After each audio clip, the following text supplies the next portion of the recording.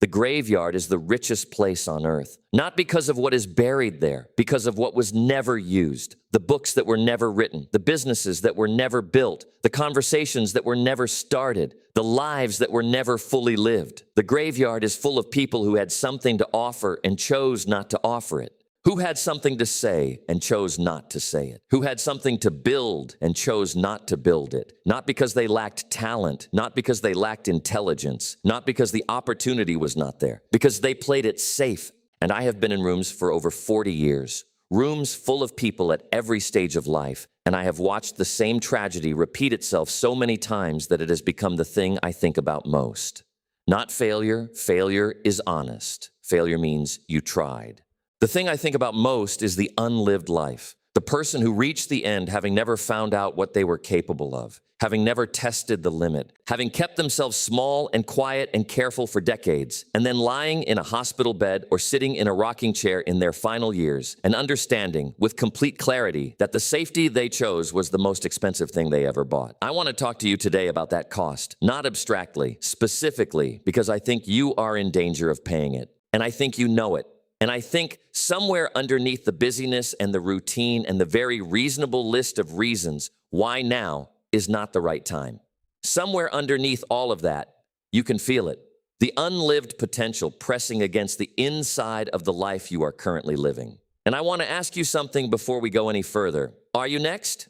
Stay with me, because the answer to that question is the most important thing you will decide today. Let me tell you what playing it safe actually costs, not in philosophy, in years. The average person who plays it safe does not play it safe in a single dramatic moment. They do not sit down one morning and say, I have decided to give up on my potential. That is not how it works. It works like this. There is something you want to do, a business you want to start, a book you want to write, a change you want to make, a life you can see clearly in your mind that is different from the life you are currently living. And you do not say no to it, you say not yet. Not yet is the most expensive phrase in the English language. Because not yet is always followed by a reason, and the reasons are always reasonable. This is not the right time financially.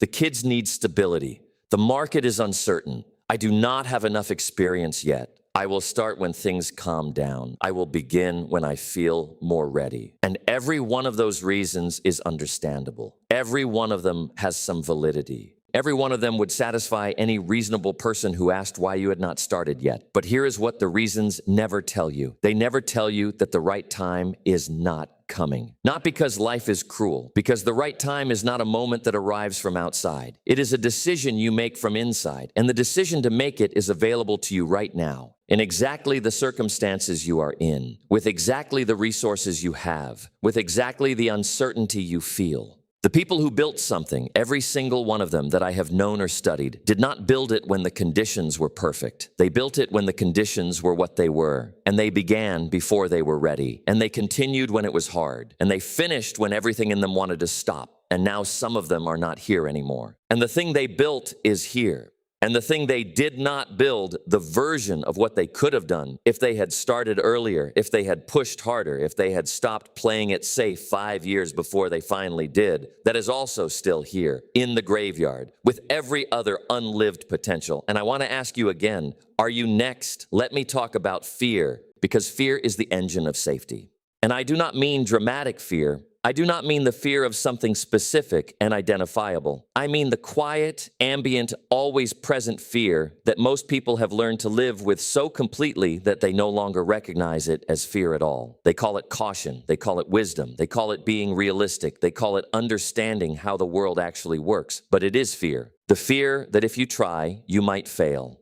And if you fail, the failure will confirm what you have always quietly suspected about yourself, that you were not quite capable enough, not quite talented enough, not quite good enough to deserve the life you imagined. And playing it safe protects you from that confirmation. As long as you never fully try, you never fully find out. And not finding out feels safer than finding out the hard answer. But here is what I want you to understand about that fear. It is protecting you from the wrong thing, the failure you are afraid of, the attempt that goes wrong, the business that does not work, the project that falls short, that failure is survivable. It is uncomfortable. It is costly in time and money and pride, but it is survivable. Every person I have ever known who failed at something serious eventually recovered, eventually learned, eventually used what the failure taught them. But the other failure, the failure of never trying, is not survivable in the same way, because you cannot recover from the unlived life. You cannot go back and live the years you spent playing it safe. You cannot retrieve the decade you gave to caution and use it differently. Time is the only resource that does not replenish. And the fear that is protecting you from the survivable failure is also the fear that is costing you the irreplaceable years.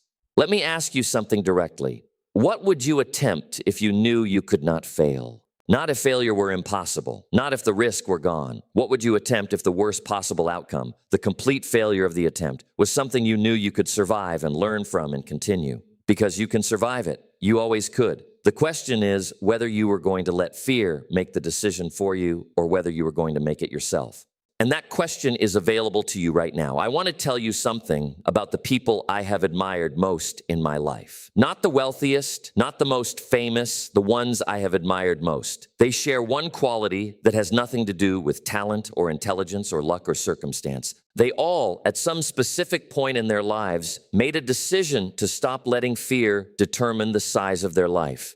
Not dramatically, not in a single heroic moment that makes a good story at a dinner party. Quietly, in private, usually in a moment that nobody else ever knew about.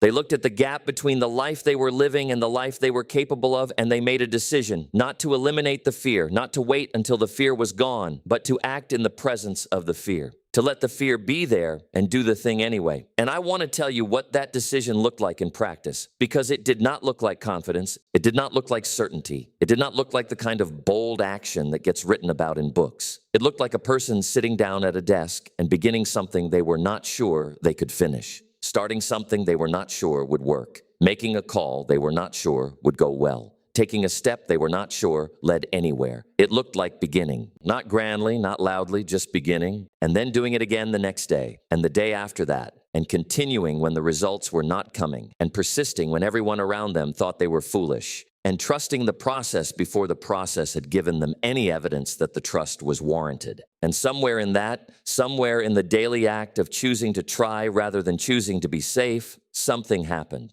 Not overnight. Gradually, the capacity grew, the confidence arrived, not before the action, but because of the action. And the life they built was not the life they had imagined in detail. It was better than the imagined one. Because the imagined life is always a product of limited thinking, and the life you build by trying is always shaped by things you could not have imagined before you started. But none of it was available to them until they stopped playing it safe. And none of it is available to you until you do the same. Let me talk about the specific cost, because I want to be precise about this. Every year you spend playing it safe is a year of compound growth that belongs to your potential and that you are not accessing. Here is what I mean. The person who attempts something at 40 and fails has a failure. The person who attempts it at 50 has a failure and a decade less time to learn from it and try again. The cost of playing it safe is not just the years you spent safe. It is the compounding you lost during those years.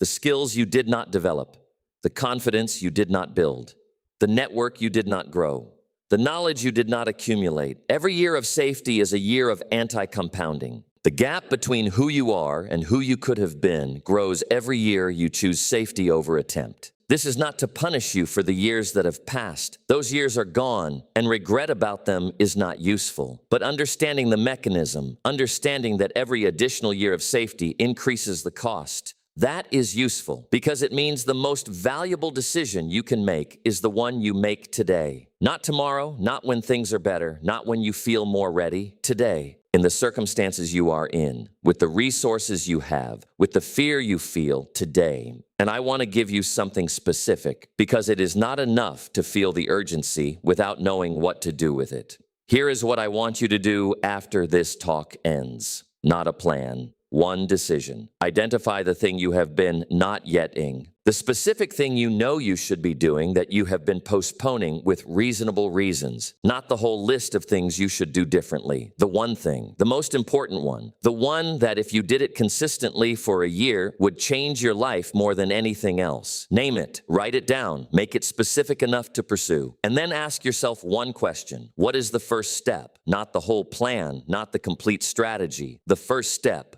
The smallest possible action that moves you from not yet to beginning. And take it today, before you sleep tonight, before the reasonable reasons reassemble themselves, before the fear settles back into its comfortable position and starts listing the ways this is not the right time. One step today, because the graveyard does not fill up with people who took one step and stopped. It fills up with people who never took the first one. And here is what I know about first steps. They are smaller than the fear around them. The fear is enormous. The fear is the size of the whole undertaking, the whole risk, the whole potential failure, the whole exposure of trying and possibly being wrong. The fear contains the entire imagined future of the attempt.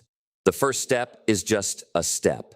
An email sent, a document opened, a conversation started, a thing written down that has never been written down before. The fear is enormous. The first step is small, and the first step defeats the fear in a way that thinking about the first step never does. Let me leave you with this. There are two kinds of people who reach the end of their lives. The first kind looks back and sees the attempts, the failures and the successes, the things they tried that did not work, and the things they tried that did. The years they spent in motion, building something, learning something, becoming something. They see a life that was fully lived, not without pain, not without setback, not without cost, but fully lived, engaged, committed, all the way in.